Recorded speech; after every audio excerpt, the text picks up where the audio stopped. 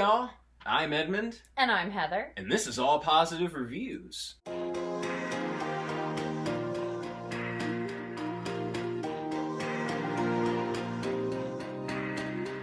So, all good things must come to an end. Last time we did The Dark Knight, but now we come to The Dark Knight Rises. You don't owe these people anymore.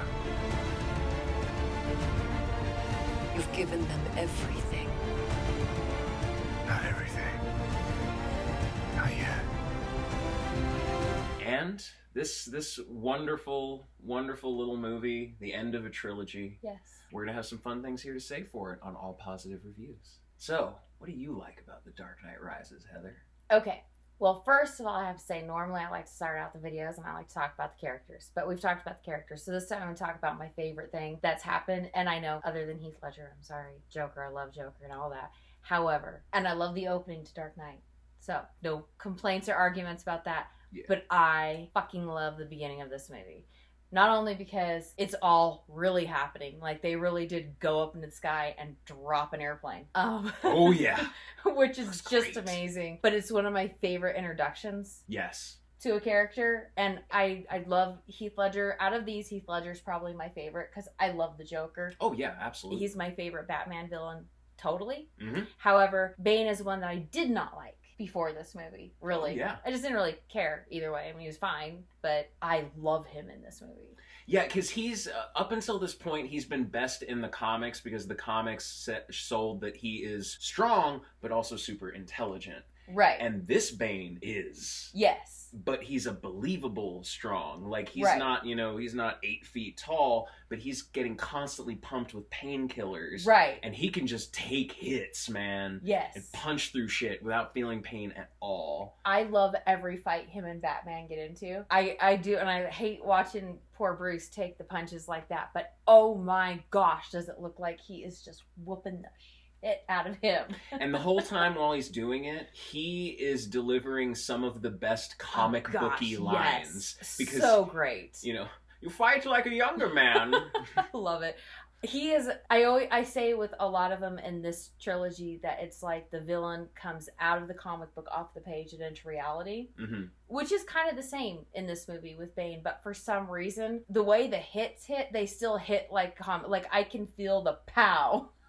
If that makes sense, when Bane hits him, it's so glorious. Oh yeah, there's a point like towards the end when he has Batman up against a pillar and yes. he is pissed. Yes. And you feel every one of those blows that Batman takes. I'm like, is that pillar gonna break? Like, ow. I love, he's an amazing rendition of this character. Tom Hardy's performance is terrific. Yes. And two things especially that I love about him, you talked about his physicality, because his physicality is great. Yes. But his eyes do so much of the acting in this movie because his face is like this. That's true. But he does a wonderful job with the range of that, of being conniving, of being angered, of being condescending, like all of these different even like sad, like, or invested at certain points. And his voice. Oh, I love his voice. I absolutely love his voice. I love listening to it. I could watch that movie a million times just to hear him deliver especially certain specific lines. I love "Do you feel in charge?" Yes. Leave us. No, you stay here. I'm in charge. Do you feel in charge? I've paid you a small fortune. This gives you power over me? That one's great. Darkness, you thought the darkness is your ally, and then my favorite is the trailer line. When Gotham is ashes, you have my permission to die. He's a great villain in here. You have another Batman villain in here, though not really, not a villain. Let's not call her a villain. I mean, she's been a villain in the past. Yes. She goes back and forth. I like her best when she's playing that middle line between good and bad, when she's basically just who she normally is, which is just out for herself. Yep. And I didn't know how I was going to feel about her in this role, but after watching, I believe, the second scene you get to see her in, where The Bar, definitely one of my favorite renditions of Catwoman. Yes. Which I'm really picky about, but oh my gosh, she nailed it. That flip that she can do so well, perfect. I'll say one thing that I really liked with her in that scene was, that flip, the way that she could play everyone in that room on a dime. Because that's one of the big things with Catwoman for me, is that she can kind of slink her way out of any situation. Right. And Anne Hathaway does a really good job of selling that really aspect. does. And I do like how they got around, like, she's not in a full-blown cat costume, but Yeah. when she takes off her goggles, she has the little ears. Right. And I really liked them doing it that way because once again, he just made her feel very much like a real person. Yes. That just happens to have a costume that, when worn a certain way, kind of makes her look like a cat. And since she's a cat burglar, it's kind of perfect. Oh yeah, absolutely. One other new person who's in this movie that I do like is I like Joseph Gordon-Levitt. Oh, very much. Yes, he's great. As Arthur Blake, who is a nice little everyman character in here. Like, you had Gordon doing that part for a while, but he's a little older. And so you now have someone who was a kid, kind of, when Batman got started and when all of this was happening, and now you're watching, well, how does this person react in this kind of world? And he's a nice little buddy, nice little cop buddy on the ground to sort of sniff around and figure some things out. And I do like the fact that he figures it out, only because it's great because you have two in this movie who figure it out. And I love both of them who figure it out. I love why and how they figure out and how it's reacted to. Yes. Because he figures it out, and he's just smart. He's a police officer. He's not a corrupt police officer, and he's not one of the ones just kind of doing what they're told. He's paying attention. He's noticing things, which is how he figures everything out. You know what I mean? I do love the other one who figures it out, though. Oh. We didn't talk about that. I forgot. Oh, Commissioner Gordon? No. Go ahead. Never mind. Sorry. I was going to say that you mentioned the opening in terms of, like, you know, wonderful sequences, and of course Bane's fights with Batman. Right. I love the football stadium. Okay. I love when he puts his plan into action, because it really does, like, it feels like on such a grand scale, and to attack a place like a football stadium in the middle of it, and to have the actual real, like, I think it was the Pittsburgh Steelers. I think so. In place for Gotham's team. Yeah.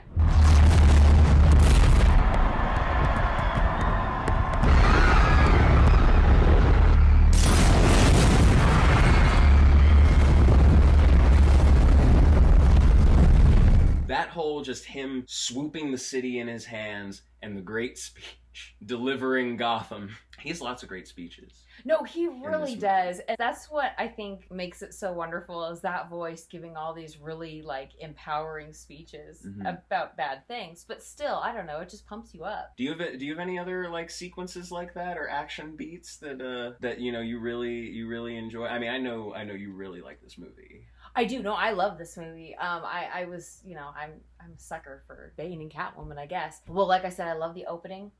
One of the things I do like, another scene or favorite part of this one, is I love the fact that they attack the freaking Oh, the stock exchange. Yes, thank you. I can never remember the names of anything. The stock exchange. I think that's brilliant. I think it's brilliant to put in the movie. Kind of scary. I don't want to give anybody the wrong idea, but I mean, I don't know why people didn't do that before, because that just makes so much sense. Nice way to try and get Bruce Wayne out of the picture. Take away his money. You know, I mean, that's really easy. Yeah, I like that plan. I really like, there's a couple of moments with Batman and Catwoman, like earlier on when they're both in suits and they're fighting, and they have great, like, moments of them working together, her setting up, like, him to take out people and ninja them. Yeah. And there's one shot especially that I really like, where they're shooting down this tunnel and the gunfire's lighting it up, and he's kind of teleporting there. Right. Reminds me a lot of Dark Knight Returns. Yes. Which this movie has, like, a number of references to. This is an older Batman. Right. You know, he's gone out of retirement, or he's been in retirement and he's come back. Right. Just like that story. So you have nice little nods in there to it that I appreciated. One sequence I do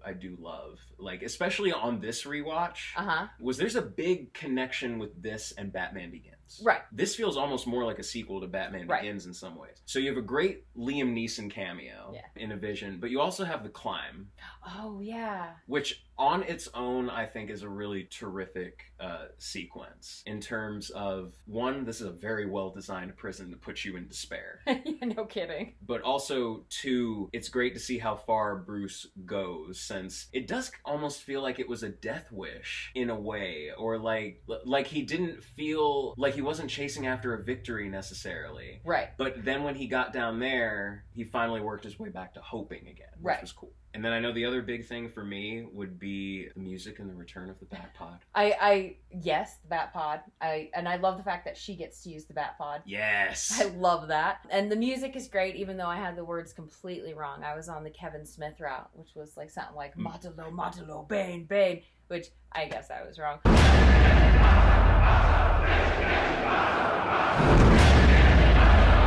But I mean, they do that and so good now with the music that just builds so well. They do. And I love like the building of the original themes. Yeah. But there are three new ones that I love. The Bane one, the Catwoman one, and the one when Batman lights the signal fire. Right. Some great stuff. Oh, yeah. And I forgot about one callback. Speaking of callbacks, actually, our boy Scarecrow. Yes, again, and that is one I totally forgot to mention. That's one thing that I love is that he shows up in all three of them, and I just think that's great because again, it's just reminding you, still the same world, still the same people, still dealing with the same freaking guy. And then even though he has arguably less screen time in each one, Yeah. it's more fun each time. No, it is. It's great, and it because we already know him. Yeah, we know him so well. He's not actually part of the story. He's just there to remind us of where we left off. Yeah, kind of in a way. Death or exile? Crane, if you think we're going out onto that ice willingly, you have another thing coming. Death by exile. But no, this is definitely an interesting one. Do you have other like favorite parts or bits? Like, how'd you feel about the ending and the way it kind of wrapped? Because this is the conclusion. Right. I guess that's true. I have to admit that this is actually the final one in that one. I've now learned since they've made other ones that went a different way. Even though in my head I had them all worked out differently. She did. It's true. And you know, my way, it still works perfectly. I enjoy a lot of parts of the ending. Mm-hmm. I think I saw it differently than most people did, I think.